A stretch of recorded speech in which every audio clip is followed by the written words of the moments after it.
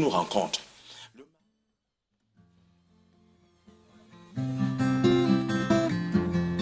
Souviens-toi d'où tu es tombé, Éphèse. Repens-toi, pratique tes preuves, mes œuvres m'entends-tu. Souviens-toi d'où tu es tombé, Éphèse. Repens-toi, pratique tes preuves, mes œuvres m'entends-tu. Sinon je viendrai à toi et j'ôterai ton chandelier de sa place, à moins que tu ne te repens.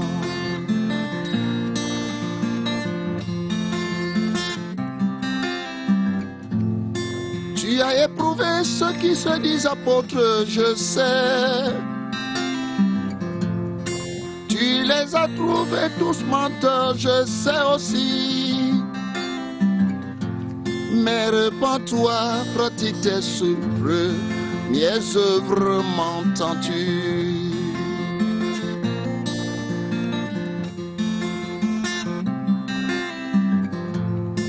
Que celui qui a des oreilles entende la voix de l'Esprit. La voix de l'Esprit de Dieu, ô cette église. Repentez-vous, repentez-vous, ainsi parle le Seigneur.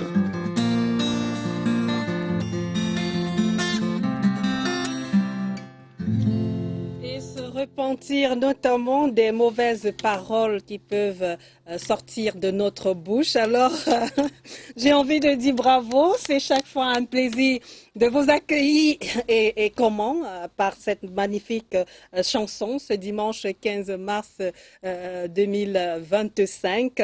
Révérend Toko Sandje du Centre de Mission Chrétienne Assemblée d'Oyomaban, ici à Yaoundé. Bonjour et bienvenue. Bonjour Carlette, c'est moi qui suis heureux d'être encore à la maison. Alors, nous on est toujours ravis. Vraiment, je ne sais pas comment vous faites. Vous alliez, vous êtes homme de Dieu, vous êtes chantre. Comment on fait pour allier tout ça? C'est Dieu qui me donne les subtilités qu'il faut utiliser pour me mettre en ordre. Si ce n'est moi-même, si ce n'est que moi-même, je n'ai pas cette capacité-là. Et cette introduction, lettre à l'église d'Éphèse, une exhortation de Dieu contre le comportement quelque peu délicat des gens de la cité d'Éphèse, est-ce que vous me disiez? Oui, oui, tout à fait. Il y a les lettres aux 7 églises dans le livre d'Apocalypse. Donc, nous avons commencé les 7 églises d'Asie, où Dieu envoie des lettres à l'église d'Éphèse, à l'église de Smyrne, Pergame, Thyatire, Sardes, Philadelphie et Laodicée. Donc Dieu fait des reproches aux gens de l'église d'Éphèse, qu'ils avaient un premier amour qu'ils ont abandonné. Et je crois que ça va un peu nous interpeller dans le comportement compte tenu du thème, de la thématique que nous avons. Et je la rappelle, la parole qui construit ou qui décrit la responsabilité sociale du langage, que dites-vous d'entame? Après cette magnifique introduction en chanson. Le langage aujourd'hui, autant pour moi, n'est plus le langage qu'on connaissait de nos parents avant. Les parents qui sont aujourd'hui, plusieurs sont beaucoup trop jeunes, plusieurs sont en quête d'une certaine moralité un peu plus assise, avec la prolifération des cercles spirituels. Moi, je vais dire ça, des cercles spirituels. Ça fait que chacun cherche un peu sa place. Parfois, on comprend mal. Et plusieurs parents aujourd'hui se hissent comme des dieux sur leurs enfants. Et voilà partie d'où la société se constitue. Nous avions nos parents avant qui disaient beaucoup de bénédictions pour leurs enfants. Mais aujourd'hui, il y a beaucoup de paroles très dures et qui impactent négativement les enfants. On avait des noms qui étaient des noms bizarres. Les noms impliquaient quelque chose. Les noms traduisaient quelque chose. Aujourd'hui, on a essayé d'amener les gens à comprendre que ces noms-là ne sont pas bons. On donne des bons noms, mais on donne des mauvaises paroles aux enfants. Quelle contradiction. Et ça fait qu'on construit une très mauvaise société. Pourquoi? Parce que ce que les parents oublient, Dieu a créé au moyen de la parole. Au moyen de la parole. Que la lumière soit. Créons l'homme à notre image. Faisons ceci. C'est d'abord la parole qui vient avant qu'on matérialise. Alors ces enfants, les gens vont peut-être dire que je suis un avocat des jeunes. Je vais dire oui quelque part. mais aussi après les avoir Dans quel sens? Vous êtes leur défendus. avocat, dans quel sens? Oui, parce que je trouve que les enfants, ils ont beaucoup à recevoir de bien, mais ils ne reçoivent pas toutes les ressources qu'il faut pour qu'ils deviennent des bons enfants. Parce que les paroles dures que nous sortons, c'est le souffle que nous rejetons sur l'enfant. Ce souffle est constructeur ou destructeur. C'est dit que par la parole, les parents maudissent, comme le disait Voilà, l'abbé comme le Arnaud dit tout à même l'heure. notre thème, dans le pouvoir de la mort et de la vie sont suspendus. Les pouvoirs, là, le pouvoir de la mort c'est suspendu à notre parole. Oui. Ce que nous allons dire peut édifier, ce que nous allons dire peut détruire.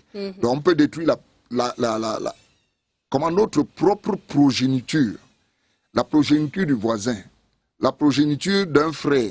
Parce que peut-être le frère n'est plus là ou bien il n'est pas sur place, il nous confie l'enfant. Nous devenons celui qui a le pouvoir de dire et le pouvoir de diriger, de conduire, d'inciter l'enfant à ceci ou à cela. La construction d'une société est beaucoup trop délicate parce que tout part de la maison. D'accord. Tout part de la maison. Maintenant, quand nous arrivons dans l'école, l'école aussi, les enseignants sont souvent très durs. Très durs. Pour une petite faute, on peut reprendre de manière tendre l'enfant, Oui. on l'humilie, on le frustre. L'enfant ne veut même plus rencontrer tel professeur ou ne veut plus tel maître. L'enfant se braque si à l'école primaire, il dit à papa, je ne veux pas aller à l'école. Mais il faut prêter l'oreille pour écouter. Pourquoi l'enfant ne veut pas aller à l'école? Non, subitement on dit à l'enfant, tu es têtu, c'est ce que tu fais ici, tu vas amener ça à l'école, directement des paroles du sort. Oui.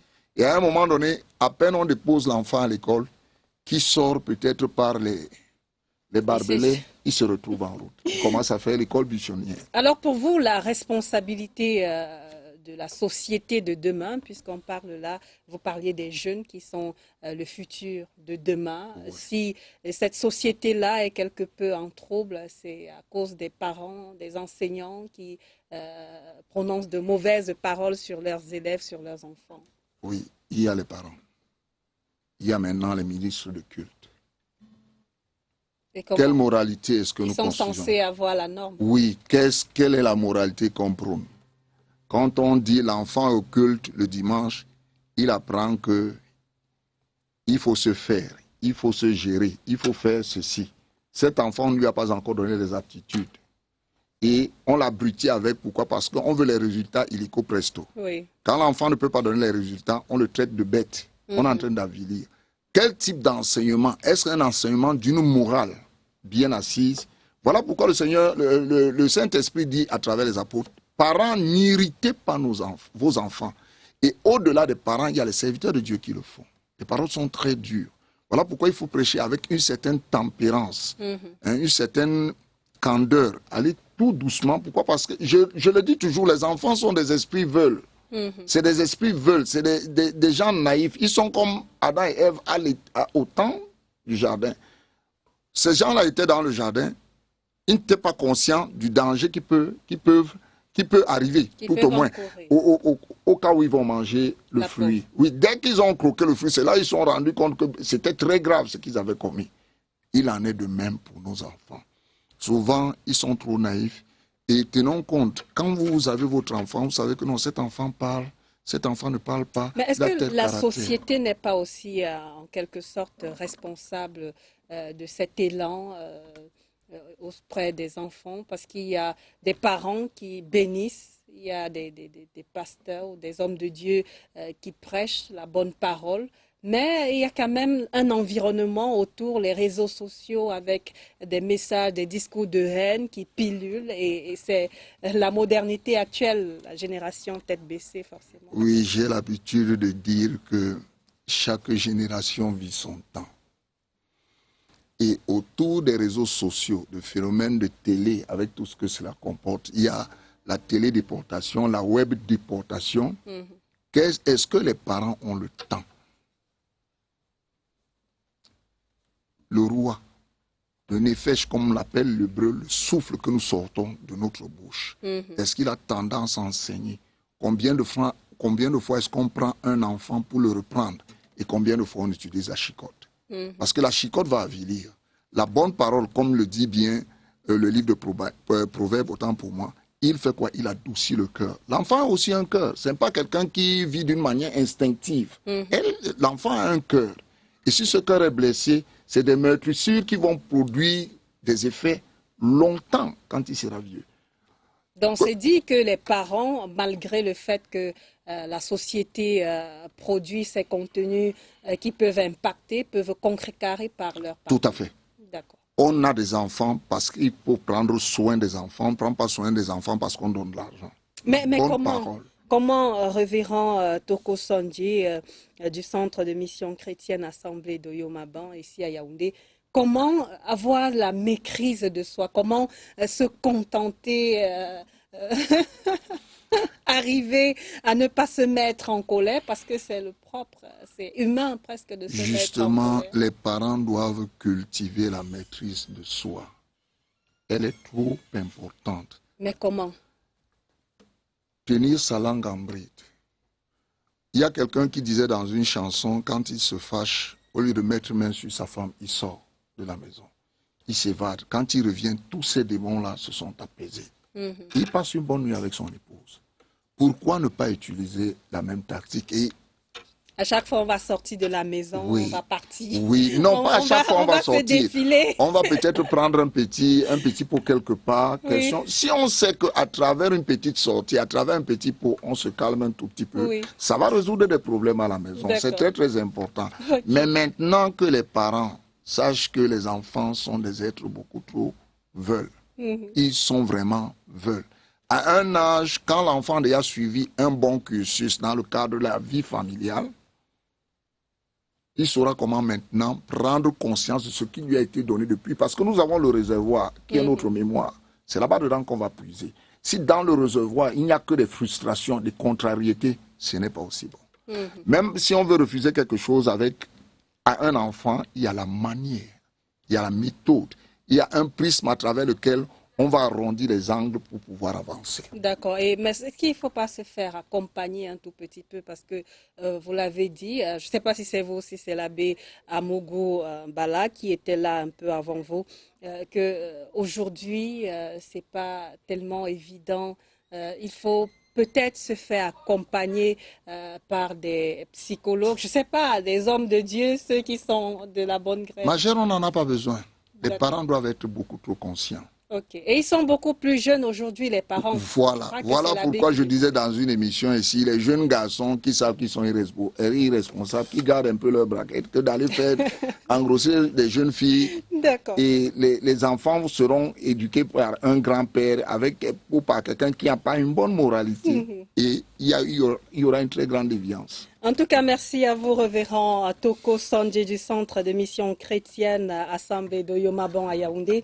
On va sortir par cette belle mélodie pour aller directement aux 8h présentées par Gaël Obono. Après, Cameroun Delight se poursuit et j'aurai le plaisir de recevoir la révérende Dr Florence Aboula Fokwa de la congrégation baptiste post-missionnaire Living Word Fellowship International et aussi le révérend Thomas Bega. A tout de suite, après le 8h. Répentez-vous, répentez-vous, ainsi parle le Seigneur.